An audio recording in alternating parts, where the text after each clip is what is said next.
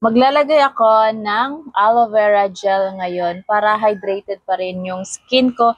Kasi guys, super init talaga. Tapos, may nakita akong question dito. Sabi ni Miss EJ, paano daw pag wala kang pimples, tapos naglalagay ka ng aloe vera gel, ano daw po yung mangyayari sa skin mo?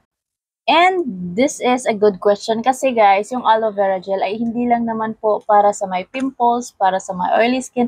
Pwede din po ito sa mga dry skin. Kahit anong skin type, pwede ito kasi super mild lang ito, everyone. So ito pala yung brand na ginagamit ko. Made in Korea po ito. And nilalagay ko siya sa ref before ko siya ilagay sa aking skin para meron siyang cooling effect and hydrating effect. Kasi guys, pag may open pores ka, nakakatulong ang aloe vera gel or mag-close yung ating open pores. Ayan, niraramihan ko na sa paglagay po and gusto ko yung cooling effect niya. Guys, hindi lang naman siya sa skin mo ito magagamit. Pwede nyo din siyang gamitin sa inyong mga hair. Tapos after kayong mag-shave, pwede din ito. And nakakatulong din ang aloe vera gel para ma-even out yung ating mga skin tone at kinakalma niya yung mga redness natin sa ating skin.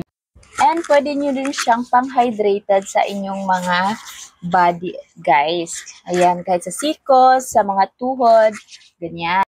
Especially ngayong summertime, aloe vera gel ay nakakatulong para magkalma ng ating mga sunburns, para maiwasan natin yung pagbabalat ng ating mga skin. Kaya, ayan, any kinds of skin type, pwede kayong gumamit ng aloe vera gel. Ayun lang, bye!